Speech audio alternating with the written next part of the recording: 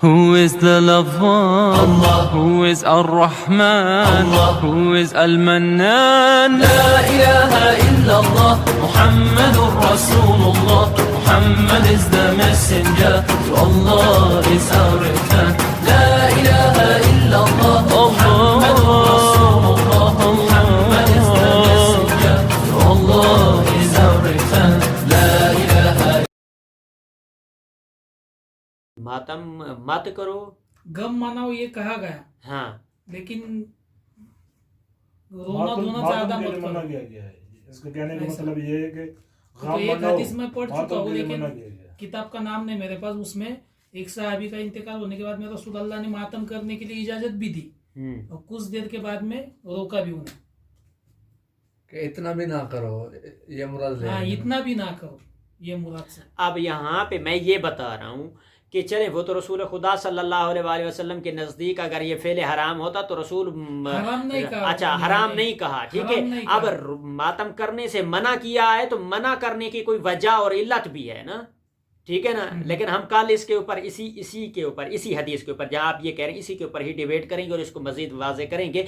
लेकिन हमारा यहाँ पे मकसूद ये है कि जो लोग, जो अहले सुन्नत बरादरान अहले तशरीह पर ये हुक्म और इतराज़ लागू करते हैं कि मातम करना हराम है, नाजायज़ है, वो कहते हैं अगर आप मातम करते हैं और शिया की मजालिस में जाते हैं आपके निकाह टूट जाते हैं। वहाँ पे हम ये कह रहे हैं कि वहाँ पर हज़रत अबू बकर ने अगर किया है तो वो क्या हुक्म रखता है, हजरत आयशा ने जनाब अबू बकर की वफात पे अगर किया है तो वहां क्या हुक्म है, वहां पर जहां पर जनाब अबू बकर ने हुक्म दिया तो वहां पर क्या है, जहां मरसिया पढ़ने के लिए कहा जा रहा है वहां क्या हुक्म है, ठीक है। फिर रसूल खुदा ने जनाब हमजा पर गिरिया किया और मातम किया, वहां रसूल खुदा के लिए क्या हुक्म है। जहां पर हमारे अहले सुन्नत या अहले हदीस बरादरान ये हुक्म लगाते हैं कि तुम शिया की मजालिस में जाओगे तो तुम्हारे निकाह टूट जाएंगे, तुम्हारा मातम करना जो है वो फेल हराम है, ये नाजायज़ है, ये गलत है, ये नहीं करना चाहिए।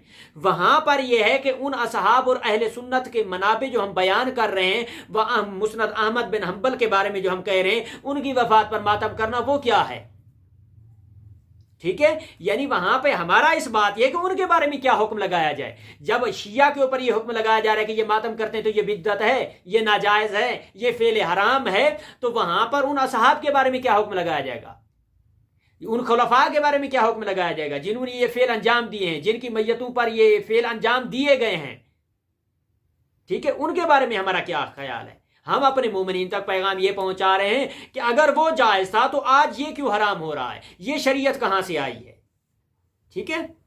वाज़ेह है आपके लिए, अब क्लियर है।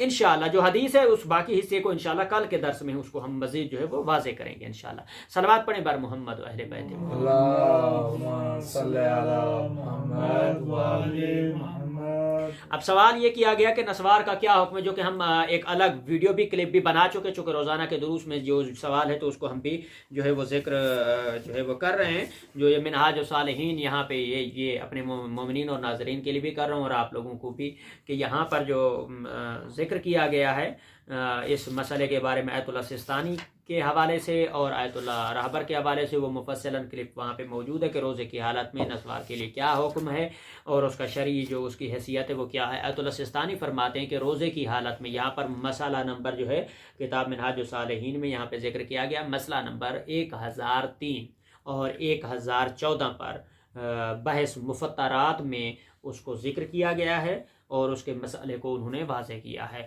और ये भी ज़रूर साथ में बताना चाहूँगा कि ख़ुद अहले सुन्नत में भी इसको बाज़ जो है उनके अहले सुन्नत के जो उलमा है उन्होंने, जो उनके मुफ्ती हैं, उन्होंने जायज़ करार दिया, बाज़ ने नहीं दिया है, वो एक अलग बहस है। तो आयतुल्लाह सिस्तानी के नज़दीक क्या हुक्म है कि अगर आप ज़ुबान के नीचे रखते हैं या मुँह में रखते हैं और उसका लुआब दहन जो है वो आपके अंदर नहीं जाता तो फिर आपका रोज़ा क्या है, सही है, रोज़ा बातिल नहीं है। अगर तो वो जो न उसके नस्वार के ज़र्रात हैं वो गले में जाते हैं या लुआब दहन में मिलकर मखलूत होकर गले में जाते हैं तो फिर आपका रोज़ा बातिल है, रोज़े में इश्काल है।